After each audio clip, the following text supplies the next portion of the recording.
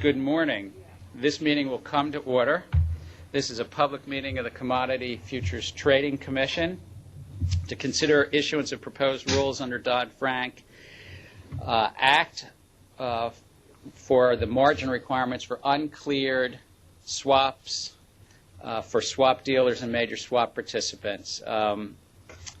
I just want to check whether our technology is working before I move on. Commissioner Dunn was going to be joining us, I think, from Chicago. Commissioner Chilton. So I just wanted to, just before I go any further, just see if we've got everybody signed in. I'm here. Chairman, Mr. Chairman, this is Commissioner Dunn. I am here in Chicago. Terrific. Good to see you, Mike. And I think I heard Bart as well. Is that right? Yes, sir, Mr. Chairman. Great.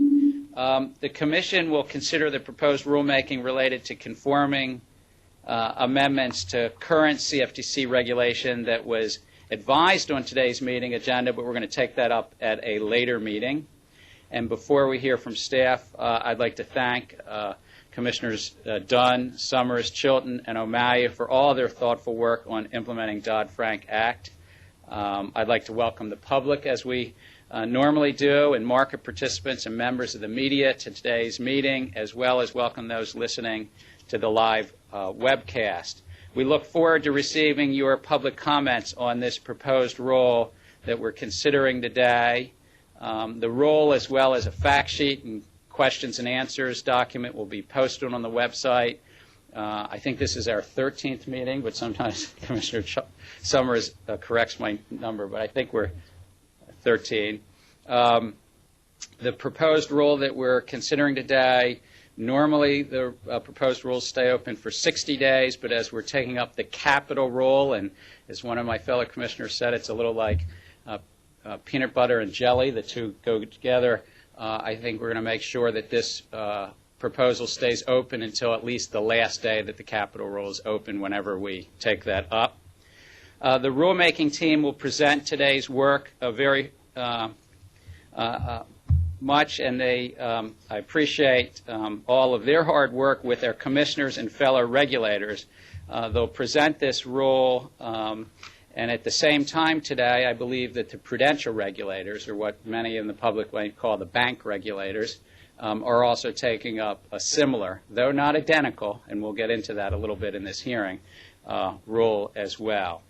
I will be supporting the proposed rule, which addresses margin requirements for uncleared swaps entered into non-bank swap dealers, because the prudential regulators have the banks, and non-bank major swap participants.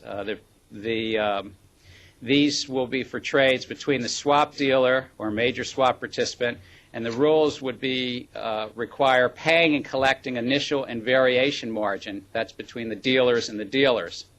The rules for trades between the dealers and financial entities would require collecting but not paying initial and variation margin.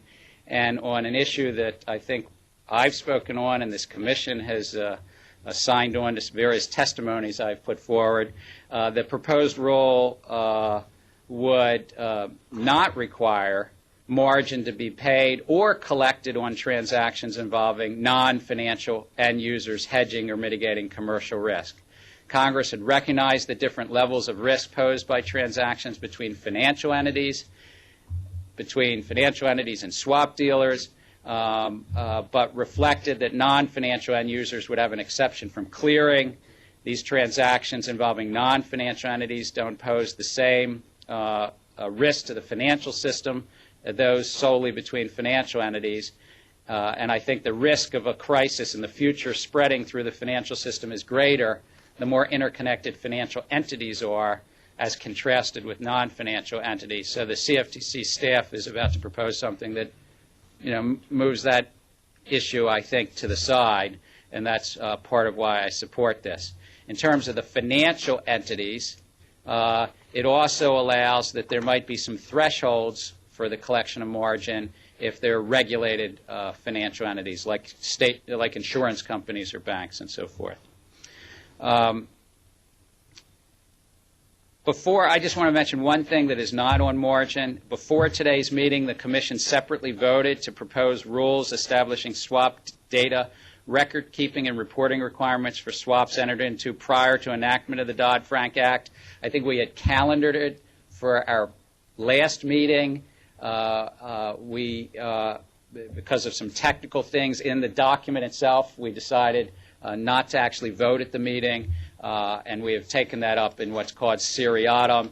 That proposed rule provides clarity concerning what records must be kept and what data must be reported to swap data repositories with respect to the historical swaps, and that has been sent to the Federal Register and will be posted to our website with the talking points and Q&A as well.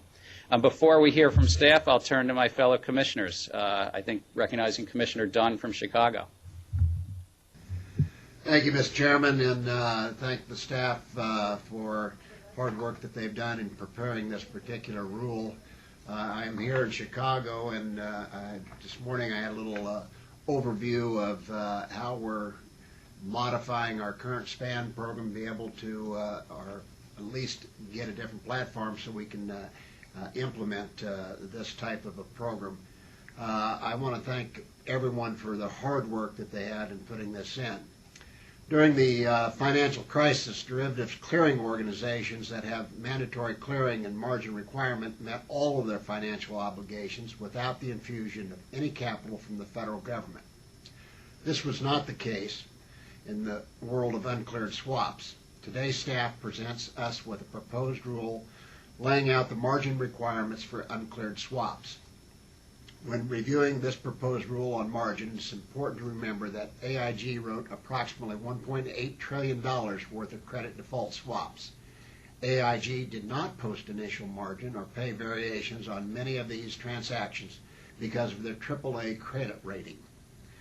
Once the subprime crisis hit, AIG was subject to large margin calls that it could not pay. On the brink of bankruptcy, that had the very possibility of causing a global financial meltdown, the U.S. government poured billions of dollars into AIG, the majority of which went to pay for counterparties on AIG derivatives deal.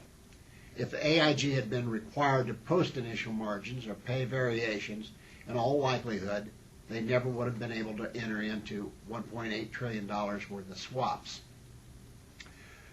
The story of DCOs who met all their financial obligations and AIG who needed a massive government bailout to survive illustrates the importance of margins in the cleared and uncleared world. In my opinion, companies like AIG simply cannot be allowed to amass swaps positions so large that without paying the necessary levels of initial and variation margin. Without margin requirements, positions of such magnitude will again threaten to destabilize the entire financial system. I would like once again to thank the staff at the CFTC for all their hard work in regard to these very important proposed rules. Their dedication to the important work during this difficult time is what government services is all about. I know there is a lot of concerns about end users on margins. I look forward to get the public comments on this. I will keep an open mind on it. Once again, it is up to the industry and the public to direct the way the Commission will go on this particular rule. Thank you. Thank you, Commissioner Dunn. Commissioner Summers. Thank you, Mr. Chairman. Today we are considering one of the centerpieces of the new regulatory structure under the Dodd-Frank Act. The Act requires that the CFTC, the SEC, and prudential banking regulators establish comparable initial and variation margin requirements for uncleared swaps to the maximum extent practicable. The importance of achieving consistency is a theme that runs throughout the Act and is something that I believe is critical, not only with respect to the rules being promulgated by our fellow domestic regulators, but internationally as well. We should not be creating opportunities for regulatory arbitrage, and I want to say that I appreciate all the work of the staff, that what you've done to attempt to help create this consistency. I am mindful that substantive differences exist between the approach to margin for uncleared swaps that we are considering today and the approach being considered by the EU as part of the European Market Infrastructure Regulation, or EMIR, could have far-reaching effects. My understanding is that EMIR currently does not contemplate a two-way exchange of initial margin. While I'm supportive of today's proposal on margin requirements for uncleared swaps for swap dealers and major swap participants, I believe that we must continue to work to harmonize our rules internationally. Likewise, although the margin proposal before us today is broadly consistent with the proposal being considered by prudential regulators, there are some important differences, particularly with respect to commercial end users. I believe that the CFTC staff recommendation is consistent with congressional intent that commercial end users be given the flexibility to continue to do business as they have before. However, I think that all regulators must be mindful of the potential negative economic consequences as we continue to overlook increased costs, the increased costs that these regulations may be imposing on hedgers and risk management tools. I want to thank the team for all their hard efforts and work and hard efforts to coordinate with others on this proposal, and I look forward to the public comments on this particular issue and on other aspects of this proposal. Thank you, Commissioner Summers. Commissioner Chilton.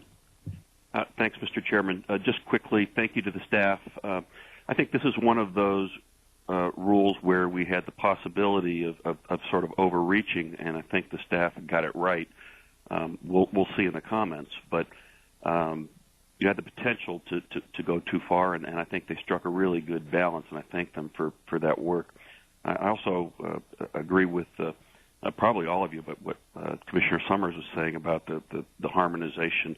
This is going to be increasingly important as we get into the final rulemaking phase. And Mr. Chairman, you've done a great job when you were over there 3 weeks ago in moving the ball forward. And it's a tough balancing act. Everybody has their own sovereign issues.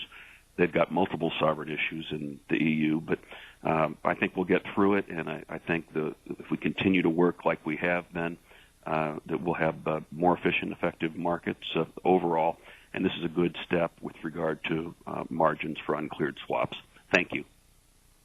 Thank you, Commissioner Chilton. Commissioner Amalia. Good morning. Thank you, Mr. Chairman. Let me thank the team, which has spent many long hours developing the margin rule proposal today before us. You've done a good job of developing a proposal that I believe is more consistent with the Act, and I appreciate that. Today we're voting on a similar but not identical rules as the prudential regulators. Despite endless attempts to conform the rules, the treatment of end users couldn't be further apart. The rules proposed by the prudential regulators will require that end users pay initial margin and variation margin to banks. The Commission rules requires transaction between swap dealers and end users to simply include a credit support agreement. Unfortunately, this is not the only inconsistency.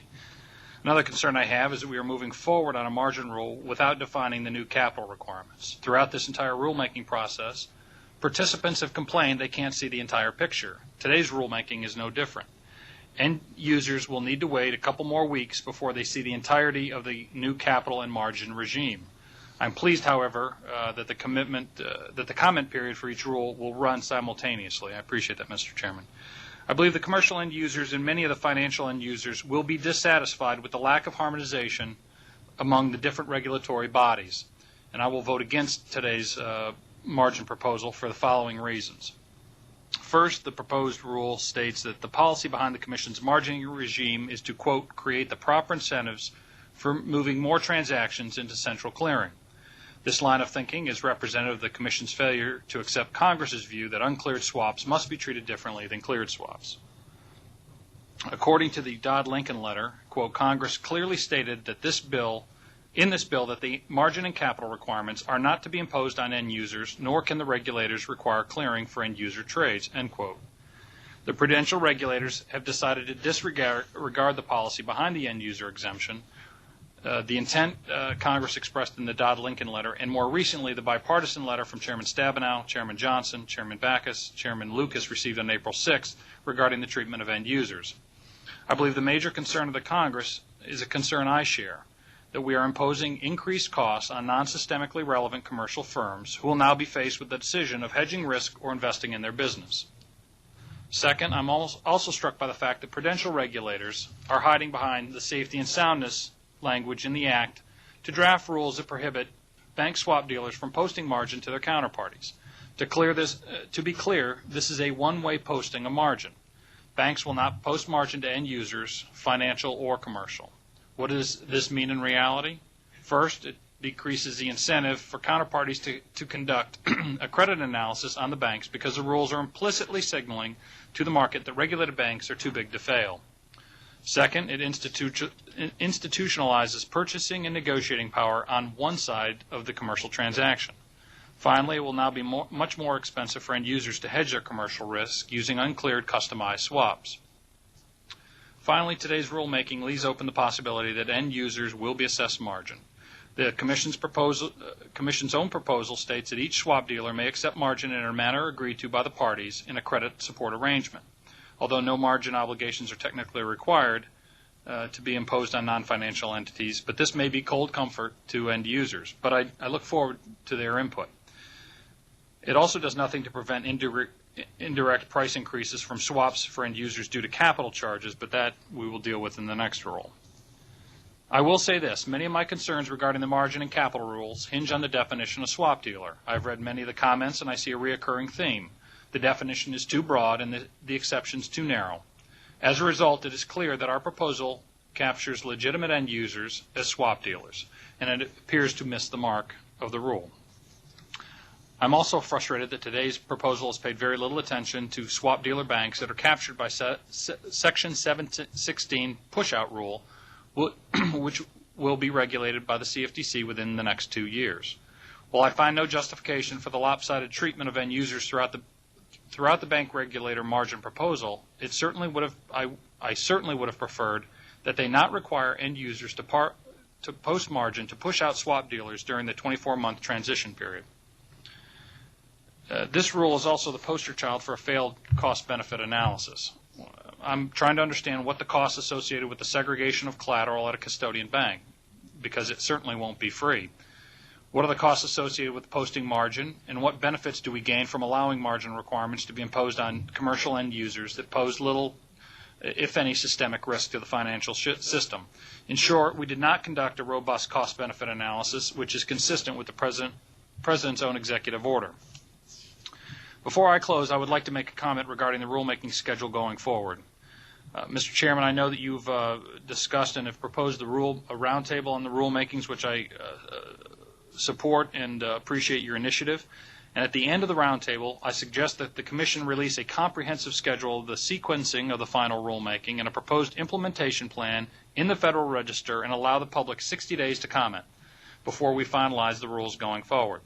This level of transparency will give the market a clear picture of what is coming and the certainty it needs to make critical investment decisions to be in compliance with the rules upon implementation. I think everyone appreciates that we will not be able to implement all the rules in time to comply with the statutory deadlines. I think we ought to put an end to the artificial and arbitrary deadlines and work to implement a completely transparent final rulemaking and implementation process going forward. In closing, I will not support today's rule, and I would strongly encourage the public to identify the cost burdens associated with the rulemaking in the comment letters they submit to the Commission and to the prudential regulators. Thank you. Thank you, Commissioner Malia. I think now I turn it over to Ananda Radhakrishnan, John Lawton, Thelma Diaz, and Tom Smith to present today's staff recommendation. Good morning. The proposed rules before the Commission address margin requirements for uncleared swaps entered into by swap dealers and major swap participants. They would implement Section 431E of the Commodity Exchange Act, 4SE of the Commodity Exchange Act, which was added by Section 431 of the Dodd-Frank Act. The rules would apply to swap dealers and major swap participants not subject to regulation by either the Federal Reserve Board, the Office of the Comptroller of Currency, the Federal Deposit Insurance Corporation, the Farm Credit Administration, or the Federal Housing Finance Agency. Collectively, those entities are referred to as the prudential regulators. In developing these rules, Commission staff has consulted with the prudential regulators as well as with the staff of the Securities and Exchange Commission. As required by Section 4S, the CFTC staff and staff of the prudential regulators have attempted to make their respective proposals comparable to the maximum extent practicable. We understand that the prudential regulators will also be voting on proposed rules today. I'm going to address 5 topics this morning in presenting this proposal. What products would be covered by the rule, what market participants would be covered by the rule, how margin would be calculated, what forms of margin would be acceptable, and the location of margin, where it would be held. First, with regard to the products covered, the proposed rules would apply to swaps entered into after the effective date of the rule. The rules would not apply retroactively. With regard to the market participants, the proposal would apply to swap dealers and major swap participants not subject to oversight by the prudential regulators. As I'll discuss in more detail in a moment, the rules would not require commercial end users to post margin. Consistent with the risk-based mandate set forth in Section 4S, the margin treatment under the proposal would vary by counterparty. The way we've thought about it is there's sort of 3 tiers of trades between swap dealers or MSPs and other swap dealers or MSPs, trades between swap dealers or MSPs and financial end users, and trades between swap dealers or MSPs and non-financial end users. The definition of financial end user for this purpose is based on the definition in Section 2H7 of the Act, which addresses the exemption for mandatory clearing. The definition of non-financial end user is basically anyone who's not a swap dealer, an MSP, or a financial end user. Okay, so moving to the first tier, which would be trades swap dealer to swap dealer. In those cases, a swap dealer or MSP subject to the commission would be required to collect both initial margin and variation from its counterparties that were also a swap dealer or MSP. They would be required to collect the entire amount calculated. That's to say there would be no thresholds allowed. We understand that the prudential regulator's proposal is the same in this regard. The effect is to require two-way initial margin and two-way variation margin from swap dealer to swap dealer or swap dealer to MSP. That is, that each swap dealer or MSP will be subject to either the CFTC rules or to the prudential regulator's rule, and it will be required to collect under the rule to which it's subject.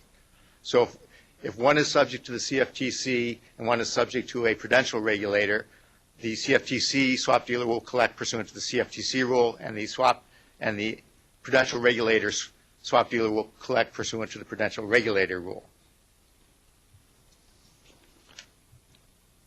Moving now to the second tier, or trades between swap dealers or MSPs and financial entities, the rules would require the swap dealer or MSP to collect initial margin and variation margin from its counterparties. Thresholds would be permitted for some, but not all, financial entities. The standard for qualifying for a threshold would have 3 elements. The financial entity must be subject to capital requirements by a bank or an insurance regulator. The financial entity must have a swap portfolio below a specified size, which is basically keyed off of the definition of major swap participants, essentially about half. And the financial entity must use swaps predominantly to hedge. A key difference between the requirements under this tier and the first tier is that for swap dealer financial entities, there would be one-way margin. That is, the swap dealer MSP would be required to collect but would not be required to pay. Staff of the prudential regulators have expressed the view that the reason for this is that it may create risk to the safety and soundness of the regulated entity, that is, the swap dealer MSP, such as a bank, if it was giving margin to an unregulated entity, such as a hedge fund. Again, consistent with the directive in Section 4S that the rules of the Commission and the prudential regulators be comparable to the maximum extent practicable, staff is proposing that this provision also be in the CFTC proposal. Staff of the Commission and staff of the prudential regulators are each going to recommend, however, that the Federal Register release ask questions about this one-way margin and whether there's difference is the rationale for that compared to the rationale for two-way margin. Moving now to the third tier, which is swap dealer MSP to non-financial entity, the proposal would not require that swap dealers or MSPs collect initial margin or variation margin from non-financial entities. This is consistent with congressional intent as expressed in various letters by the chairman of the applicable Senate and House committees. It's also consistent with the lesser risk that such parties generally propose to their counterparties and to the financial system generally. Non-financial entities generally use swaps to hedge and do not have the same degree of interconnectedness with the markets as swap dealers or major swap participants would. The proposal would require that swap dealers and MSPs enter into credit support arrangements with their counterparties. Therefore, a non-financial entity would only be required to post margin to the extent that the parties bilaterally agree in their credit support arrangements independently entered into that would be done. Okay, turning now to the topic of margin calculation. Proposal would allow initial margin to be calculated pursuant to a model, or if no qualifying model were available, pursuant to an alternative method that essentially ties the margin for uncleared swaps to the margin for similar cleared swaps.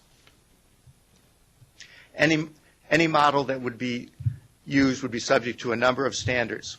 For example, a model would be required to cover 99% of price changes over a 10-day liquidation period. By way of comparison, the clearing rules earlier proposed by the Commission for cleared swaps executed on a swap execution facility would require the margin to cover 99% of price changes over a 5-day liquidation period. The different liquidation time horizons reflect the greater standardization and the greater market liquidity that can be expected for cleared products compared to uncleared products. If no model were available for a particular product or group of products, the proposed alternative proposal would require the participants to identify a comparable cleared product. The parties would then apply a multiplier to the margin level required by the DCO for the cleared product to reflect the greater risk of the uncleared product. This is a point of difference. The proposed alternative model being proposed by the prudential regulators would be based on notional value of the uncleared swap. Again, both the prudential regulator staff and the CFTC staff are recommending that there be questions asked about the pluses and minuses of the different proposed alternative models. The fourth of the 5 topics that I wanted to touch on today is the forms of margin that would be acceptable. For trades in the first 2 tiers, that is swap dealer to swap dealer or swap dealer to financial entity, the proposal would specify specific acceptable forms of margin. Essentially, they would fall within the category of cash, treasuries, and various GSE-type products. For trades involving non-financial entities, the rules would not specify forms of margin. Again, this would be specified in the credit support arrangements agreed to bilaterally between the parties. Okay. Proposal also, to the extent the parties require or permit the use of non-traditional forms of collateral, the proposal would require that they periodically revalue them just to reflect the potential change in the market value of a product. For example, if someone were accepting natural gas in storage as margin for a energy swap, the rule would require that that asset be periodically revalued. And the proposed Federal Register release would ask questions as to how frequently should that be done and what's feasible, what's appropriate for risk management purposes. Final topic is the location of collateral. Under the proposal, swap dealer to swap dealer trades, collateral would have to be held at an independent third-party custodian. By contrast, for trades between a swap dealer and a financial end user or a swap dealer and a non-financial end user, the proposal would simply require that the swap dealer offer the counterparty the opportunity to have the margin held in segregation, and that would be at the option of the counterparty. Finally, the proposal with regard to custodians would set some limits on how they could invest funds that they're held, and would prohibit them from rehypothecating assets that they hold in the custodial account. Thank you, and we're ready to take any questions anyone might have. Thank you, John. Thank you, the whole team. I think I'll entertain a motion to accept the staff recommendation on margin for uncleared swaps for the swap dealers and MSPs we regulate. So moved. Second? Having been moved and seconded, I guess it's now open to the floor for questions, and I'll start with a few. I am supporting today's rule, but I'd like to tease out a little bit more where there might be any differences between what we're doing today and the prudential regulators. I applaud the staff because I know it's been 7 or 8 months of work to comply with the statute in all of its respects, but importantly where it says also to the maximum extent practicable to be consistent. But there are some differences. So maybe John or Ananda, if you could highlight, what you think the top 2, 3, or 4. I don't mean to limit it, but where are there some differences, if you could? Thank you. First, with respect to the requirement is between a swap dealer, an MSP, and a non-financial end user.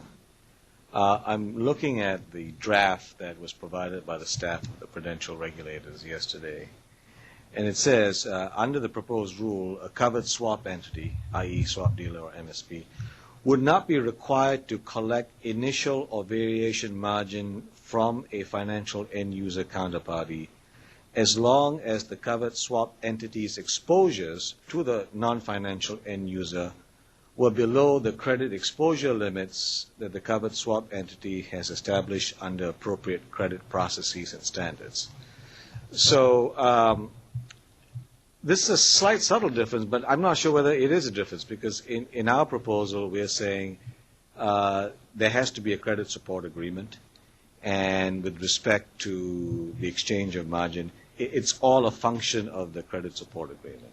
But I gather, and I'm looking at that page too because I read it late last night, but they're saying the swap entity would not be required to collect Right. initial variation margin.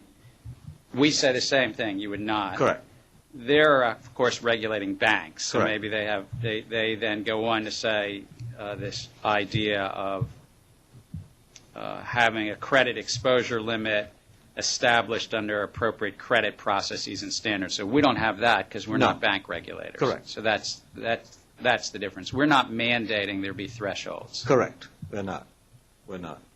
And the one difference is that if a threshold is reached, and it doesn't seem to me that the prudential regulators are insisting on the threshold, but the one difference is if a threshold is reached, then the types of collateral that can be posted are limited to the types of collateral, basically treasuries, cash, and GSEs. Whereas we are very clear that it can, it's all, our proposal is basically parties agree, but you got to allow the use of non-cash collaterals. Right. So if I remember the statute, I don't remember the section, but somewhere in 731 it says that Congress mandated the use of non-cash collateral. And That's you're saying we allow that. That's correct. One difference that I noticed, and maybe it's a modest difference, but I did notice that the discussion in, and I don't know if my fellow commissioners noticed this because it was a document that we all maybe got late yesterday, was reading through the prudential regulator thing. I noticed that I understand the prudential regulators have included a provision in their proposal that would permit portfolio margining of swaps executed prior to the effective date. For the public, I think that the proposed rule that we are proposing would only require margining for post-effective date. So is that correct? That's correct. And the Federal Reserve and the bank regulators look like they're doing the same thing. It's only post-effective date margining. That's our understanding, yes. But I noticed that they have about a page and a half where they say that if a bank wanted to do portfolio margin, wanted to use some of the pre-enactment or pre-effective date swaps that might help lower margin, that at least the regulators would consider that. Is that? Yeah, that's correct. I mean, the way that they've phrased it is that if you can't pick and choose, that if you're going to include pre-enactment swaps in the portfolio, you have to put them all in or none of them. So I'm wondering, and I'd have to ask unanimous consent, but I'm wondering whether we should at least include questions that would allow us the flexibility in our final rule, if the market thinks that's important, that we could at least. We currently don't have even questions on that, do we? Right. Our proposal is silent on that. It doesn't prohibit such pre-enactment swaps, but it also doesn't. It's silent. It doesn't state explicitly that they may be included. Well, I don't know if other commissioners will have questions on that topic, but whether I should ask it now or later, I think I'd like to at least have the questions. I'd like to retain the flexibility that in the final rule, you know, if the market thinks that's a good idea and that we're consistent. So I might ask that at the end and let others ask about that. But just a very small point. I noticed a discussion, it was in a number of places, but on page 20, particularly in our rule, that we talk about marking the positions for variation and maybe initial margining as well. And I thought it would be appropriate to have just a cross-reference to the statute where in 4SH it says that there has to be daily marks on. So it's a small technical thing, but I'd ask if unanimous consent to accept just some cross-reference to the statute. Not hearing objection, if you can do that. Commissioner Dunn. Thank you, Mr. Chairman. Again, I want to express my appreciation for the staff for the hard work on this, and I know that doing all the harmonization that needed to take place on this, they did a great job on it. But I would like to zero in on this credit support arrangement that we're talking about there. And for those, end users would be able to post that non-cash collateral. What is the role of the CFTC in verifying that there is some there within that arrangement? You mean in terms of the valuation of it, or? That's correct. Valuation. Okay. Well, I think we do say that. Well, first of all, we'll probably look at, if we go and examine the swap dealer, we'll probably look at what the credit support arrangement provides in terms of what you can accept as collateral. And then we'll probably ask for supporting documentation to show that collateral has in fact been posted. And then with respect to valuation, I think John mentioned we do require that there be a periodic valuation of the collateral. But the broader question is, let's say, for example, the collateral provided is natural gas leases or natural gas storage, then we and/or the NFA will have to quickly get an understanding of how natural gas is valued. So. Well, Mr. Chairman, I note that we did get a modest increase in the deal that was worked out with Congress, and I think that will be very, very helpful But I would ask Ananda, do we have the resources now to be able to do that type of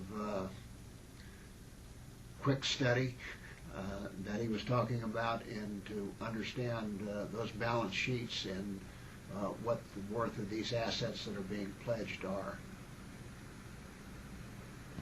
I'll respond this way. If all of the auditors in DCIO were moved from their current responsibilities, which are fairly significant, and trained to understand the valuation of non-traditional forms of collateral. And the other issue is we don't know what it is. So I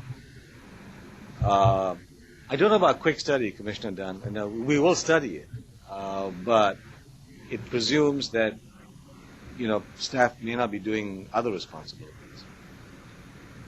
And the reason I answer that way is because it remains to be seen just how many of these instances we were required to do and what forms of collateral people will accept. Well, I've said before, when it comes time for a final rule, I really would like to see from the division directors how they're going to afford to implement that rule. What are they not going to be doing that we're presently doing? Because I'm assuming we're 100% fully employed, maybe 110 or 15% fully employed. So some things that we're currently doing, we're not going to be doing. I'd like to know what those are and how the resources are going to be allocated to implement these regulations. I just feel that if we say we're going to do something, we better have the wherewithal to be able to do that. We did get a lot of input on end user on this. And John, in your opinion, does this rule satisfy the majority of those end users that had concerns on the pre-writing of this particular proposal? I hope so. But I really couldn't say. Well, we believe that it does, to the extent that we are not mandating the collection of margin and pretty much leaving it to the parties to decide. All we're saying is you've got to have a credit support agreement. We're not saying what thresholds people need to have. We're saying you've got to allow the use of non-cash collateral. So, we believe that we are being responsive to the concerns that were addressed. Okay. Well, I'm sure we will get further comments from folks. Mr. Chairman, I have no further questions, but again, I want to thank the staff for a job well done. Yeah, I thank you. If I might, on this issue of non-cash collateral, I just looked in the statute book in where it is, and it's it's explicit in 4SE 3C that in prescribing margin requirements of the subsection, et cetera, the Commission, with respect to swap dealers and MSPs for which there is not a prudential regulator, shall permit the use of non-cash collateral as the regulator or commission determines to be consistent. Of course, it's got to be consistent with preserving financial integrity of markets, preserving the stability of the U.S. financial system. So I'm pleased to see that the staff has included something because Congress directed us to include something, but we'll get comments. Is that? That's correct, sir. Page 28, there is a statement that says, as was the case for initial margin, this is in accordance with the statement in Section 4S3C that the Commission permit the use of non-cash. But we've only allowed it for the non-financial end users. Correct. Yeah. Correct. I would, with hopefully Commissioner Summers give forbearance. There was something Commissioner Amalia said in his opening that I maybe turn you to. On the bottom of page 8 and the top of page 9, there are sentences that if I turn you to, and I'm even going to ask unanimous consent, we might be strike, but it said, it's the last word on page 8, and then the top of page 9, create the proper incentives for moving more transactions into central clearing. And I find myself in agreement with Commissioner Amalia. I don't think the statement's necessary for the rest of it. It's just a preamble statement. but is that necessary? Staff of of CFTC does not believe so, but this is language we obtained from the prudential regulator. I just want you to know that. But okay. But it's our preamble. Yes, so Right. we can take. So asking unanimous consent, even though I don't think it will change Commissioner Malley's vote on the overall rule. I always like to find ways that we can narrow differences, that we could strike those 8 or 10 words. Not hearing objection, that be struck. Commissioner Summers, sorry. Thank you, Mr. Chairman. I have a couple of different areas that I just want to clarify for those who are interested in what we're doing in this proposal.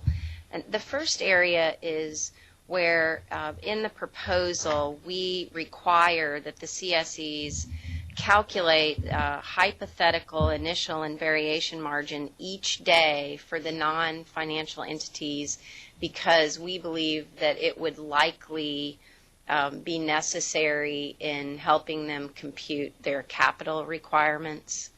So my question, because we're not doing capital today and because we're not laying these out side by side, to just ask if this is consistent with the way current capital requirements are calculated, and if this is something that you think is necessary to be in here because of the way the capital rule will be proposed. Yes, it is consistent with the way capital is computed today for futures commission merchants or for broker-dealers. What this is basically saying is you need to mark the position to market and recognize any gains or losses, and also to see if you have any receivable or liability, which is included in the entity's capital. The question then becomes, how do we treat it for regulatory purposes? Do we allow that receivable to qualify as regulatory capital or not? So this is the first step, is just to have the calculation. And those decisions will be made in our capital proposal? That's correct. Okay, thank you. Okay, then on the use of proprietary modeling. So we say in the proposal that we will not allow the use of proprietary models unless those models have been approved by prudential regulators. And then I think if you may want to explain this, because I'm not going to do a very good job of explaining it. There is an alternative method for methodology for calculating the margin. Do you contemplate that we may be in a place where having the methodologies blessed so that we can approve those, if we don't have the resources to do such a thing, could be delegated to a third party? We talk about independent third-party verification, but having some entity, and perhaps even internationally, that would say that certain valuation methodologies have been tested and that all regulators could be able to look to that type of entity, if that's something we could contemplate delegating. I think we could, in theory, Commissioner. I think if a movement develops, certainly internationally, for an independent entity to develop modeling techniques for margin, and it's got to be specific to margin, and if it meets certain minimum standards that the regulators all can agree on, then it may not hurt the Commission to think along those lines. If you think about margining models in the cleared space, there's SPAN, which is pretty much used quite significantly throughout the world. There is also, to a lesser extent, TIMS developed by the OCC, and then there's STANS.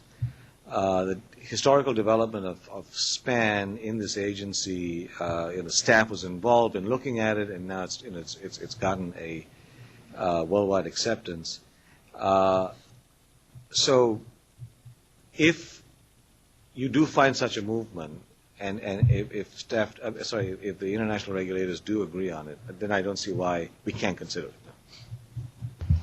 I have concerns in this particular area for us to be creating policy saying that in this proposal what we say is that the Commission, that CSEs subject to Commission regulations may not have proprietary models. Given our current budget constraints, the Commission does not have the resources to review numerous models individually, and that we're proposing to permit the use of non-proprietary models. My concern is that we may be putting our registrants at a competitive disadvantage. So I guess I would say that I would like to see comments specifically addressed to this area, and what comments may be helpful for this Commission and how we can move forward in helping us review these type of models. Commissioner Summers, may I ask, do you think that it would help to ask a specific question, again, to retain flexibility, that we ask a specific question is in the document that Commissioner Summers is asking about this reliance on some internationally, I mean, because I would support. I don't know if we would be prohibited from using a delegated source even if we don't include it, right? No, I don't think so, but if you'd like to ask the question, we can certainly ask it, i.e., if I understand you correctly, Commissioner Summers, if there were to develop an international standard, Right. Could the Commission, in its rules, rely on that? Right. That's the question, right? Just to add one point, the proposal also talks about models that developed by a vendor. So I think that if there were some sort of international model, somebody would have had to have developed it and somebody would have to be making it available. So I think to that extent it would be covered under the proposal that's out there. Thank you. The next line of questioning is with regard to the forms of margin or assets that can be posted. And I was wondering if you could explain the differences between what we will allow for swap dealers, financial end users, and non-financial end users with regard to what forms of margin can be posted, and the differences between what we currently allow in the futures regime, because I think there is quite a difference here for people to be aware of. Yeah, I think that in the proposal, it's fairly narrow. It's essentially cash treasuries and certain other GSE-type entities. In the futures world, it varies. It varies from DCO to DCO, and it varies from product to product. But certainly, there's a wider number of things. I mean, money market funds being an example that comes to mind, or some DCOs permit equity securities with a pretty big haircut, but they permit equity securities. For some products, people permit, for example, gold. So there is a broader. I think the non-financial entities is broader still when we start getting into things like natural gas in the ground. I don't think you see that at a clearinghouse. So on the continuum, the most narrow is what's being permitted for financial entities here. In the middle would be what's permitted by clearinghouse, and then the broadest would be what's being permitted for non-financial entities here. Okay. And then with regard to the custodial arrangements, something you said in your summary with regard to offering the counterparty the option, we're requiring that the custodial arrangements between swap dealers or major swap participants be kept at an independent body, but we're offering the counterparty the option. So, and then there are limits to what they can invest. And so if you could explain the differences between those custodial arrangements and the limits between this and what we currently see in the futures industry. In the futures industry, basically, there's not really limits on custodians under our rules. The custodians would be banks, and so they would be limited in what they can do. I mean, the limit under our rules, Section 4D, that says the custodian that receives segregated funds must treat and deal with them as belonging to customers, and they have to sign a custodial arrangement under Commission regulations. But there's not really investment limitations under CFTC rules for a custodian for 4D futures segregated funds. So that would be a distinction between here and there. with regard to requiring that the swap dealers have a custodial, an independent custodian. Is that different from what exists now? That is different. Right now, we don't have an independence requirement. So, for example, an FCM that's affiliated with a bank can custody its customer funds, with the bank. It's true. Yeah. Although sometimes, we monitor this because there is, of course, the issue, which is if a bank goes bust, then the FCM is going to go bust as well. But we don't have any rules that say, you cannot keep if you're an FCM, you must keep your customer funds at a depository that you're not affiliated with.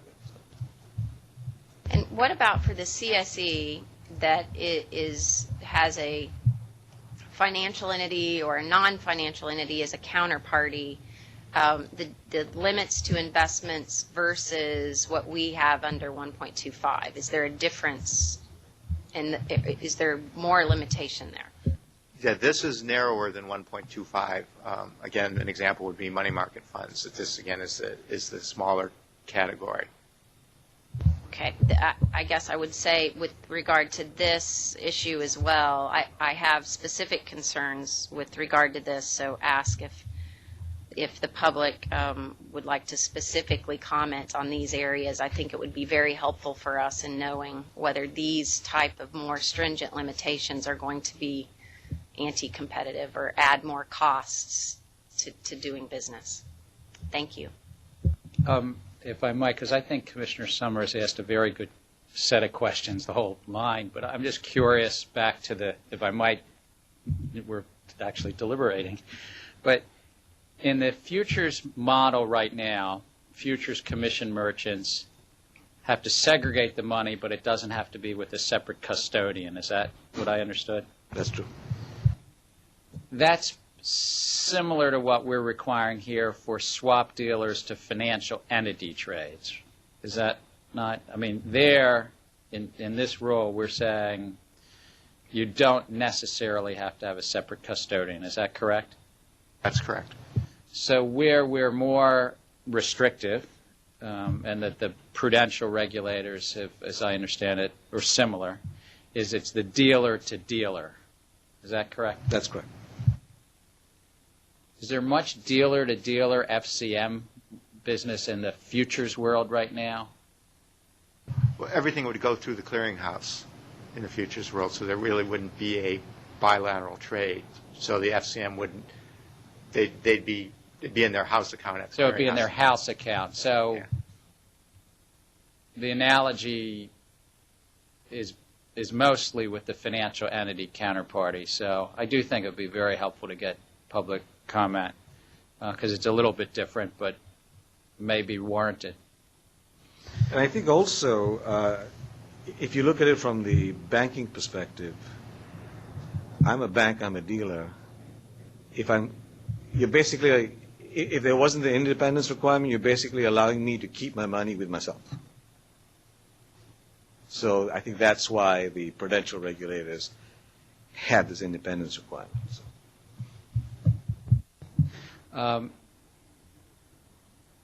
And to the extent that our rules might be modestly different than the prudential regulators, maybe even less, they're more flexible. Once a bank pushes out its business to the non-bank affiliate, they would have our rules. Is that That's correct? correct. Yeah. Commissioner Chilton? Thanks, Mr. Chairman. Two quick things. One, Mr. Chairman, your idea on the portfolio margining idea, I think, is a good one. If we can develop a question to ensure that we have the latitude to do something in the final rule, should we want to do that, I think that's a good idea. I wanted to raise an issue that Commissioner O'Malley raised, but Commissioner Summers has raised it several times on the cost-benefit. And by and large, I think I agree that, to the extent we can do more analysis on cost-benefit, it's a good thing. On this one, I think we did a pretty good job based upon what we know, and I'm not sure that we can know a whole lot more. I mean, essentially, we've asked for comments, and Commissioner O'Malley mentioned that, but the rule asks for comments on cost-benefit. But overall, we say that this is going to be better for markets and better for individuals, and that it'll offset any costs. But Ananda, I'm curious. I mean, how would you even go about doing a cost-benefit? Because much of this is discretionary in how individual parties would set it up. So I'm trying to get a handle on how you think you could do something more than what we've done. Commissioner Till, that's part of the issue because, in our cost-benefit analysis, we talk about opportunity costs. Because if you have to put up margin, the cost is the cost of funding, the opportunity cost. Because you've got to fund the margin, you couldn't do something else with your money, so what is the opportunity cost? And of course, the other issue has to do with, we're hoping for comment on the totality of the costs. Because we really don't have a good idea of what the totality of the cost will be. So, but I mean, my point was that there's discretion in what individual parties we're coming up with. We are not requiring, we are allowing collateral to be used instead of posting margin, but we don't say exactly what it will be, and so there's a big unknown out there. So for us to try to make some guess on what individual parties will come up with on a bilateral agreement, what that would cost, I don't know how we would do it. That's my real question. Meaning how much margin would actually be required? Right. Yeah, that's right. That's right. So, Because anyway, I guess my point is I think we've done a pretty good job on this one. While I agree in concept that the more detailed we can get on cost-benefit analysis, the better, I think on this one there are so many unknowns that we've done a good job with the information that we had. Thank you. But I just want to mention you were cutting in and out just now when you were talking, so I'm just want to make sure our telecom guys know that, I don't know whether it's your distance to the telephone, but Yeah, it's two inches, so I'll try to get okay. closer. Okay, thanks. Thank you.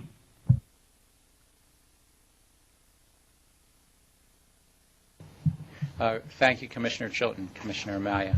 Thank you. Along the lines that Commissioner Summers mentioned, I think the issue of this proprietary model, we talked about it before. We found that, to my frustration, we didn't have a jurisdictional hook with some of these banks, and more specifically, these push-out banks. We're in an intervening time here, which they've got 2 years to push these things out, and then they will be under our jurisdiction. And I'm trying to understand what this doesn't really provide a transition plan, and are we going to trust the modeling that the prudential banks send them over with when they push them out? They're going to have margining requirements under prudential requirements, but when they get over here, will we just lift those and return the money? What's the plan with push-outs? I think we're saying that in the current rule, we're saying that if you want to use a proprietary model that's been reviewed by the prudential regulator, correct me if I'm wrong, John, it has to be approved by the prudential regulator for use by our registrar. Right? So By our registrar, or at that time it's their registrar? Correct, their registrar, but also our rule says, let's say we have I won't name an entity, but let's say you have an entity right now. It's not part of a push-out. It's not part of a banking entity. So it may be affiliated with a banking entity. So we're saying that the regulator has to approve it for use by our entity. So I guess what we're saying is, as long as we don't get any information from the prudential regulator that it's stopped allowing somebody to use the model, the presumption is that the prudential regulator is still comfortable with them using the model. Are you comfortable using their model and the prudential regulator signing off on it? Yes, right now I am, because they have the resources, they have the experience doing this. I guess I have to be comfortable because we don't have the resources. So, but I'll put it this way. I have no evidence for me not to be comfortable. Yeah. Just to add one point, and I think when someone came over to us, we would probably want them to do some back testing and show us how it did perform. Since these 716 entities are coming our way anyway, Yeah. is that something that we can sit down with the regulators, the prudential regulators today, and have them walk through it and work with us on this so we understand our modeling, their modeling? Oh, certainly, yeah. We can send staff to understand how they. They're coming our. I mean, I think we have to have a higher level of certainty with these models before we just start endorsing them. So right now, what will happen is, so there's no 716 entity right now. So right now, it's all the bank, right? So if I understand you correctly, let's say 2 years from now, we find out that a particular bank has to push out somebody, right? Then I think at that time, we'll find out what it is they want to use.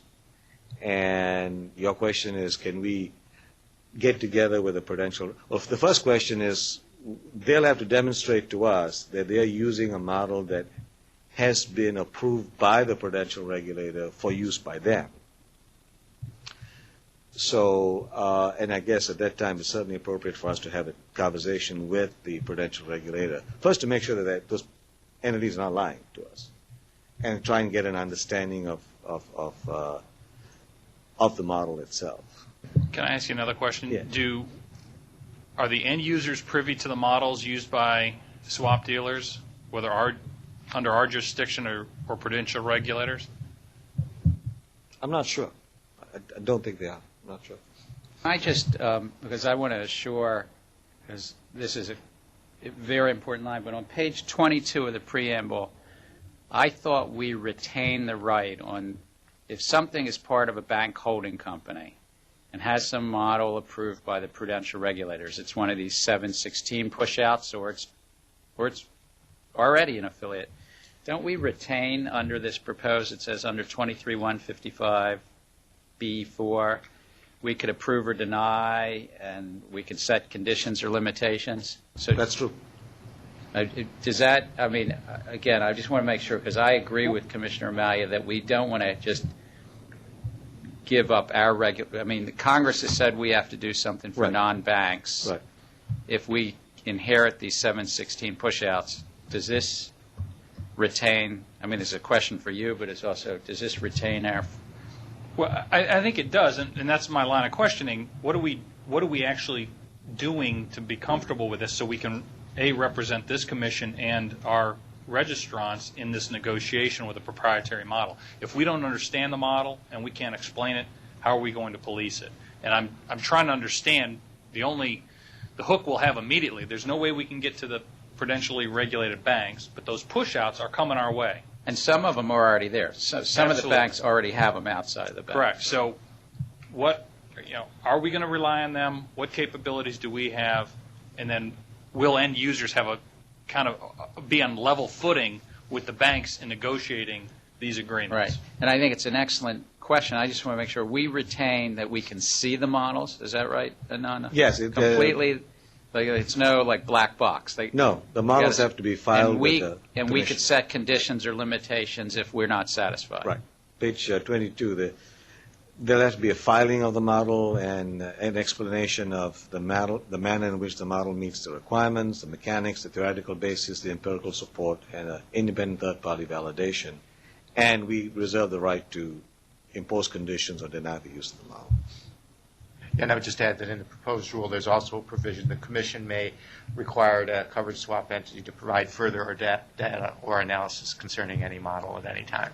I think it might help to add some questions on Commissioner Amalia's thought about transition. Like, what happens if somebody were under the prudential regulator's margin requirement and the business gets pushed out? Is that? That's the way I opened this. This rule doesn't contemplate that. One day we have a 2-year, at the end of 2 years, no later than 2 years, I think is what the Act says, that they have to come over to our jurisdiction. But I think we need to prepare ourselves for this and be clear about this. You listed all the futures models, margining models that are completely transparent. We understand. I get it. They're complicated. And I get it. We don't have a lot of staff. But this is not something, we can't make excuses and just hope this goes away. We got more money today, or we're in the process of getting more money, and that's great news. And this isn't always going to be the situation, but we have to be able to stand up on our own. And if we can leverage the resources of the prudential regulators at this point to work us with the models, let's take advantage of that. If the commission can make sure that DCIO gets all the money, we'll hire all of these people, and Well, let me go to a concern that Commissioner Dunn raised about evaluating these things. Don't allocate all your staff to looking at oil and gas reserves. I mean, the real bogey in this one is going to be systemically risky entities, and it's not, quite frankly, the oil and gas companies at this point. It's really the clearinghouse. So don't put all your auditors over there trying to learn what the business of oil and gas engineering. I'm trying to understand we have some language, and I believe this came over from the bank regulators. What authority we have to include foreign governments and sovereign wealth funds. Section 23.150 of the proposed rule expands the statutory definition to include, quote, any government or any financial country or any political subdivision, agency, or instrumentality thereof. What is our statutory hook for expanding that definition? I think the concept is that 4S says that you have to have set margin requirements that ensure the safety and soundness of the swap dealer, major swap participant, and are appropriate to the risk posed.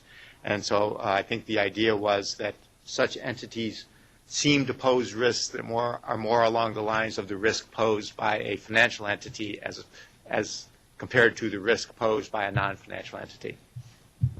I appreciate the purity of the argument, but do you think you're going to actually be able to regulate financial activities of foreign governments? We can try. It's just the margin that the bank has to collect. Right, that's right. So our hook is on to our registrar. And how are you going to enforce that? We'll enforce it against our registrar. Yeah. And what happens when they can't get it? Our registrars? Then we'll refer it to enforcement for appropriate action.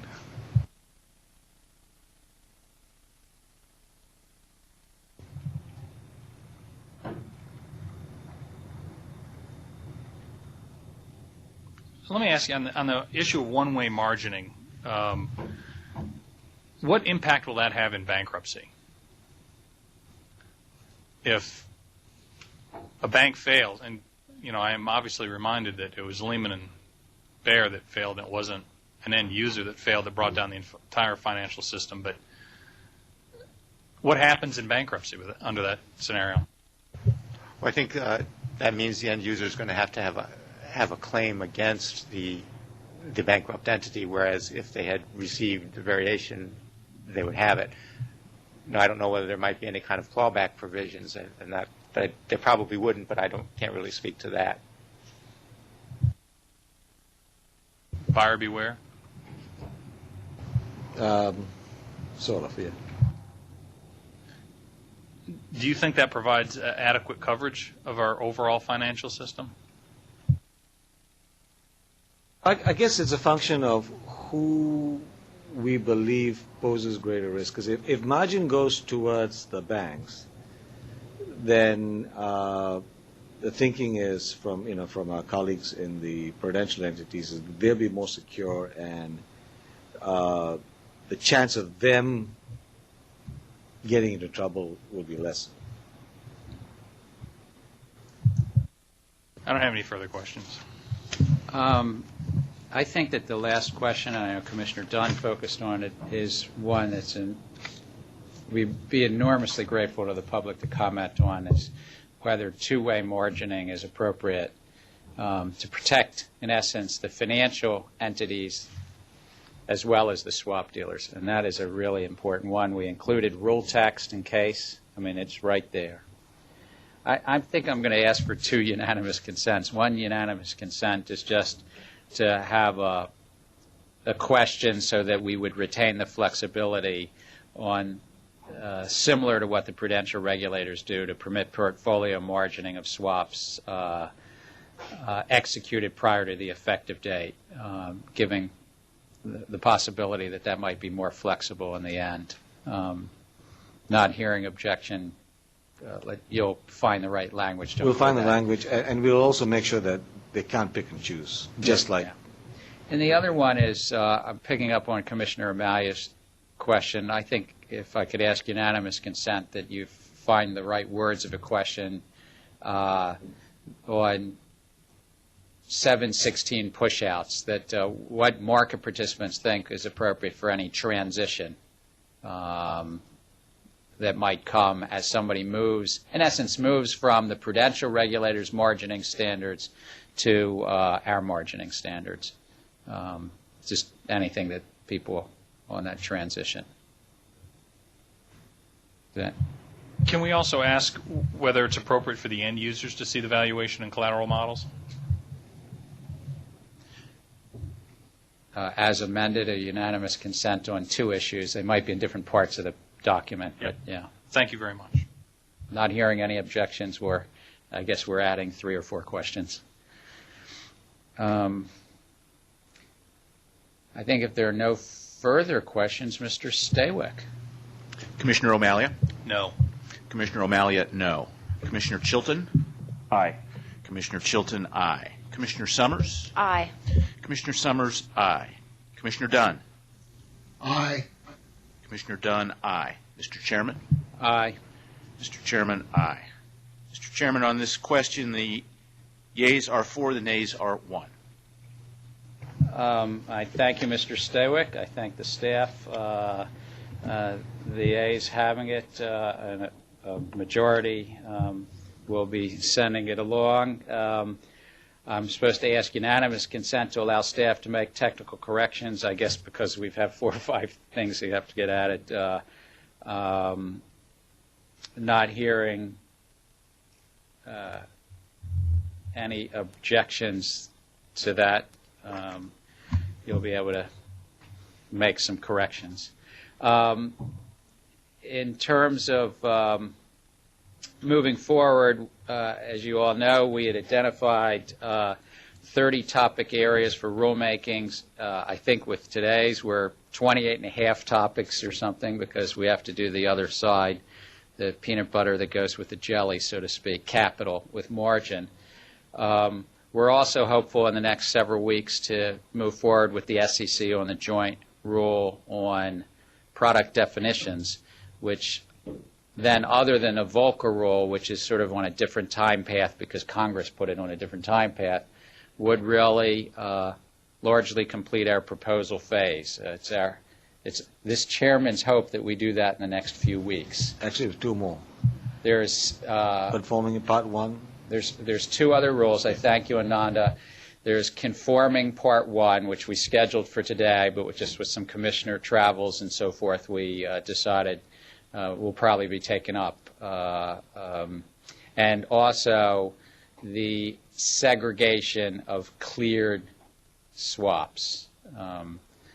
We're working further on testing and supervision. I don't know that will be in April. And that's a really important rule. I know many commissioners are weighing in with staff, and so I'm just being realistic. That's probably a little bit more time on the testing and supervision. But on the 4 product definitions, capital, the conforming rule, which was largely ready for today, and the cleared swap segregation, it's the hope to do those in the next several weeks. I know that you all, Commissioner Summers and Commissioner Amalia, much deserved family vacations, I guess, next week. I think we're trying to schedule something for the week that you're coming back because it would line up with the SEC on the same day. The 27th, we're thinking about possibly doing it. But we're going to work with the SEC if we can get a few more days, maybe. So with that, and if there's not any other commission business, I'll entertain a motion to adjourn the meeting. So moved. Second. All in favor? Aye. Aye. Thank you again to the team.